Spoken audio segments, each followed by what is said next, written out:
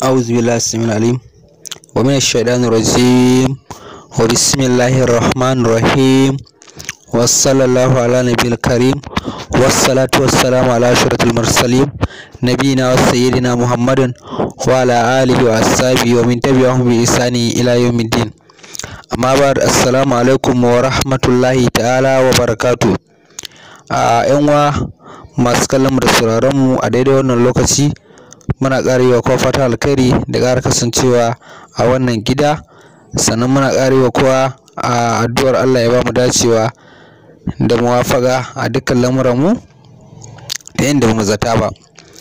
Da farko muna ƙara godiya ga Allah subhanahu wata'ala mai kowa mai komai wanda ya ƙara ba mu iko na ƙara kasancewa a wannan gida, sannan muna ƙara godiya ga mafiya wannan channel na Al-Ilmul Hisab TV domin ba da gudunmawar ku da kuke yi da kuma ƙoƙari da kuke yi wajen yin aiki da fa'idojin da muka bayar da sirrukan da muka bayar kuma ta hanyar da ta dace. Insha Allahu da yardar Ubangiji yau ma mun zo da wani sirri mai matuƙar muhimmanci kuma mai matuƙar amfanu a tsakaninmu baki ɗaya. Wannan sirri ne nan wanda yake na da matuƙar muhimmanci musamman ga 'yan uwanmu kuma iyayenmu mata kuma na gida. Insha Allahu wannan lamari wannan sirri ne wanda yake ya shafi iya lamarin 'yan uwanmu mata, wanda idan ya kasance Allah ya kaddara namiji ya haɗa shi to zai iya taimaka ma wata 'yar uwarsa ko wata matarsa idan ya lura cewa akwai wani abu da yake yana ganin kamar na zalunci ne, to insha Allah sai ya sa ta dinga yin addu'ar. Idan kamar ita na ganin zalunci ne shi kuma yana ganin ba zalunci bane, to insha Allah sai Allah ya hukunci a bisa lamarin. Yar uwa, idan kin kasance kina da kihiya ko kina zaune ke kai da mijinki, to insha Allah wannan sirri zaki kokarin ki aikata sa idan buƙatar hakan ta taso. Ba a fatan wata rigima ta taso ko wani zalunci ya taso a tsakanin ma'aurata, saboda idan aka ce mata da miji dole zama ne nan na har abada, kuma ana fatan kowaɗanne su zauna lafiya cikin aminci da salama. Amma saboda wasu dalilai ko wasu saɓanai da ake samu, za ka samu mata ta wasu fannukan da yawa sun fi maza haƙuri sosai, saboda za ka samu ana amfani da wasu kalmomi ko wasu abubuwa ko wani ma'ana wata fawa da ake amfani da ita domin a zalunce su. Zai kasance za ga mutum ya kasance yana soyayya da mace a waje kafin ya aure ta, amma sai daga lokacin da ya aure ta yana ganin ya samu dama ta zo gidansa, yanzu yana da igiya uku, ma'ana tata wanda in ta yi abin da ta yi idan ya sake ta ya riga ya gama tozarta ta. Wasu suna amfani da wannan dama wajen yi ma mace wulakanci da rashin girmama ta da rashin sanin darajarta. Wannan abu gaba ɗaya kuskure ne ko da addinin musulunci baki ɗaya, balle abin da ya shafi zamantakewar kuma ta yau da kullum. To insha Allahu wannan sirri zai taimaka matuƙa, saboda irin waɗancan mutanen waɗanda wasu mutanen ba su san halacci ba, ba su san a taimake su a rayuwa ba, ba su san kuma musu wani abu wanda za su saka da alkhairi ba, sai zo suna yin wasu abubuwa wanda ba su dace ba. To haka za ka ga wasu abubuwan suna da kasancewa, amma yan wasu suna ganin kamar asiri ne ko sammu ne ko wani abu daban. Akwai rahin kyautatawa da yan uwa suke yi, za ga cewa wani abun ya kasance ba asiri bane, sai dai a samu sabanin fahimta. To saboda haka sai ga yan uwa ana ta kaiwa da komowa akan irin waɗannan matsaloli. Shi yasa muga cewa ya kamata a ce mu taimaki yan uwan mata kuma iyayenmu insha Allah da wannan sirri domin su yi amfani da shi.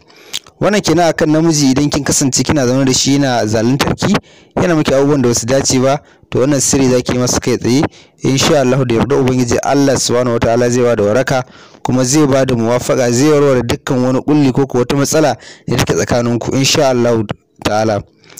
Wannan sirri ne na wurdi, kuma insha Allah kamar yadda muka yi bayani za a yi amfani da shi akan namiji wato mijinki, haka za ki yi amfani da shi akan kihiyarki. Idan kin kasance cikin kihiyoyi, saboda namiji da aka halice sa ba an halice sa bane domin mace ɗaya, an halice sa ne kuma an sunnanta masa mata 4 zai iya aura kamar yadda manzo Allah sallallahu alaihi wasallam ya yi umarni. Haka Allah subhanahu wataala ya yi umarni da nunin cewa mutum zai iya auren mace 2 ko 3 ko 4 kamar yadda aya ta bayani a cikin suratul nisa'i, ko ya auri ɗaya idan ya kasance ya gane ba zai adalci ba, ma'ana kamar zalunci zai shiga ciki kenan, to ya auri ɗaya ya rike ɗaya, amma idan yana da hali zai yi auren 2 ko 3 ko 4 insha Allah. Wannan shine mutum ya cika sunna ta manzon Allah sallallahu alaihi wasallam matuƙa. To kasancewar kiyarwa kin kasance cikin ma'ana kin wuce layin kamar ke kaɗai da mai gidanki har kin samu wata kishiya ma'ana abokiyar zama kuna tare da ita, sai ta kasance tana miki wasu abubuwan rashin adalci, tana zaluntar ki ko tana iya tsara maganganu domin ta shiga tsakaninki da mai gidanki, to sai ka ga cewa ana samun zalunci irin waɗannan abubuwan, ba a samun kwanciyar hankali da sauransu. To insha Allah saboda irin waɗannan matsaloli da yarda ubangijin kin kasance cikin irin waɗannan mutane, Allah ya jarabce ki cikin irin waɗannan mata, to insha Allah ta'ala ke wurin ki aikata wannan sirri akan ta da yarda ubangiji Allah subhanahu wataala zai taimake ki kuma zai miki jagoranci a bisa samun nasara da ci gaba a dukkan lamuran rayuwanki, ba ma iya zamantakewar ki da mijinki ba insha Allah. Wannan sirrin kika shine zai raba ki da zaluncin da mai gidanki yake yi, zai raba ki da zaluncin da kiyarki take miki. Wannan shine bayani a abin da ya shafi abin da sirrin ya kunsa kenan. To insha Allah wannan sirri ne nan da zamu yi bayanin sa kai tsaye, kuma insha Allah muna roƙon a yi ƙoƙarin a natsu a dinga yin amfani da sirrikan da suka dace kuma ta hanyar da ta dace, kuma a dinga bin ƙa'idojin sa da fa'idojin sa kamar yadda muka yi bayani a baya, saboda hakan shine zai samu kai bayanin sirri aka yi sa da ya dace, to hakan shine zai ba da nasarar sa ta hanyar da ta dace, saboda Allah subhanahu wataala ba a taɓa neman wata addu'a bai amsa ba sai dai in ta zama jinkiri, to saboda haka ne sai dai mu sa halayen jinkiri, amma insha Allah Allah subhanahu wataala mai amsa addu'a ne, mai sharewa bayan sa kuka ne ta bangarori da dama. Saboda haka yar uwa, idan kin kasance kin yi wannan addu'a ga Allah subhanahu wataala zai kasance ya amsa addu'ar ki kuma ya biya miki bukatunki ta alkhairi kamar yadda kika bukata insha Allah. Wannan sirri kamar yadda muka faɗa, Allah subhanahu wataala shi yake biyan bukata dukan komai. In Allah ya ga dama ko ka roge shi ko baka roge shi ba, zai yi maka ni'ima ko ya saka ka cikin azaba. To amma sai aka ce ka sa shi a doron shari'a da haƙiƙa. Idan muka kalli sirrin da zamu ba mu ce a biyo su ƙa'idoji da sauransu, mu sa shi a doron shari'a shine hukuncin wannan, Allah sai ya kallo nan sai ya amsa. Amma idan ka sa doron haƙiƙa, to ko ka yi menene ko baka yi addu'a ba, ko in ka yi, Allah subhanahu wataala in ya nufe ka da rahama sai ya ga cewa ka samu cikin waɗannan abubuwa. Amma addu'a tana da matuƙar muhimmanci, saboda manzo Allah sallallahu alaihi wasallam ya gaya mana yin addu'a ita ma yin ibada ce nan. Saboda haka ne dole ne mu tsaya tsayin daka wajen ganin cewa mun ba da himma da ƙoƙari wajen yin addu'a a dukkan lamuranmu na rayuwa, ba wai abu ɗaya ba. Saboda hakan shine nan zai taimaka matuƙa ga 'yan uwa da abokan arziki da sauransu a cimma nasarar da ake nema a rayuwa baki ɗaya.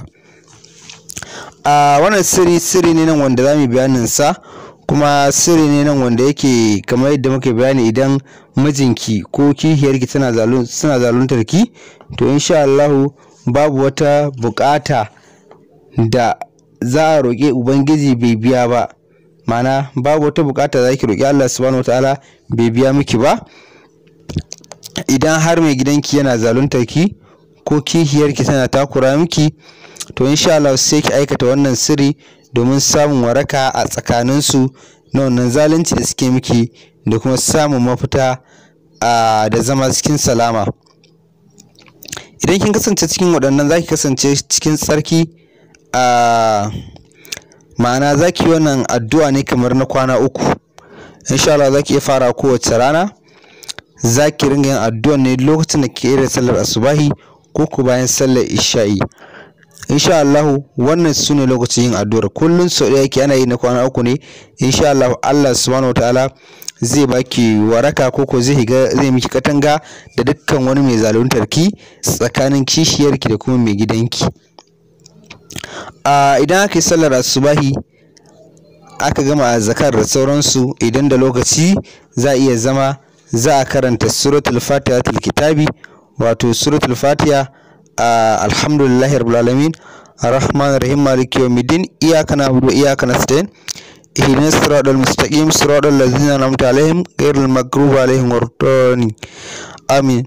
Wannan ita ce ne suratul fatiha, ana karanta ta kafa 99, ma'ana 100 kenan, 99 adadin sunan Allah kenan. Insha Allah za a karanta wannan sura bayan sallar subahi, za a karanta ta 100.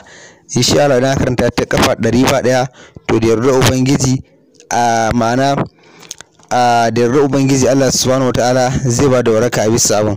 Amma abin da ake bukata nan shine idan an karanta suratul fatiha kafa 100 ma'ana 100 wato 99, a duk ƙarshen suratul fatiha sai ki roki Allah subhanahu wataala buƙatar ki, da izinin Allah zaki sami waraka. Ma'ana dukkan ƙarken fatihar wannan ɗarin da zaki karanta, wannan 100 da zaki karanta su zama ɗaya, zaki karanta dukkan wannan fatihan kin zo ƙarke, zaki roki Allah buƙatar ki a bisa wannan lamari da kika yi. Sannan haka zaki rana ta 2, haka zaki rana ta 3. Insha Allah wannan shine abin da ya dace dukkan macen ta kasance tana cikin irin wannan matsaloli ta aikata. Sannan idan kin kammala cikin waɗannan kwana 3 to zaki samu zaki yi sadaka da duk abin da Allah ya hore miki, zaki yi sadaka ki ba almajirai ko wasu mabukata daban. Insha Allah in aka yi hakan to hakan insha Allah da yarda ubangiji, in har wannan matsalar ce to da yarda ubangiji ta kau, sai dai kuma wata ba a fatan ta zo, amma insha Allah in har wannan ce ta kau da yarda ubangiji.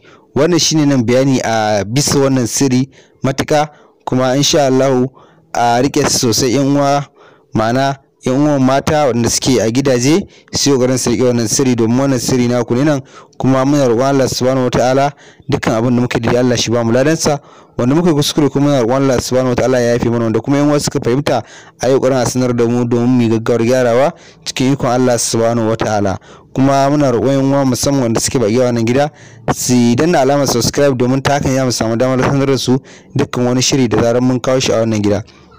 Sannan muna roƙon yan uwa da su dinga sharing wannan bidiyo domin yan uwa da yawa su amfana da sauransu. Kuma muna roƙon a danna mana alamar liking, domin hakan shine zai taimaka da ƙwarin gwiwa wajen yaɗa wannan bidiyo a duniya domin yan uwan mu su amfana baki daya. Wannan shine bayani a bisa wannan, har kullum almajirin ku Musa Almusawi nake muku bayani a wannan gida. Kuma za ku iya samu nan waya 09169020915. za ku iya kira ko kuma ku yi magana ta WhatsApp domin neman ƙarin bayani. Insha Allah ko ku wani fatan alkhairi gare mu. Wannan shine bayani a bisa wannan. Allah ya mana muwafaqa, ya kuma yi mana jagoranci a dukkan lamuran mu, ya yafi mana dukkan zanuban mu duniya da lahira, ya yafi mu iyayen mu da dukkan malaman mu baki ɗaya da dukkan ma'ana musulmai duniya masoya manzon Allah sallallahu alaihi wasallam. Insha Allah subhanakallahumma wa bihamdika ashhadu an la ilaha illa anta astaghfiruka wa atubu ilaika. inna Allaha wa malaikatahu yusalluna 'alan nabiy ya ayyuhalladhina amanu sallu 'alayhi wa sallimu taslima.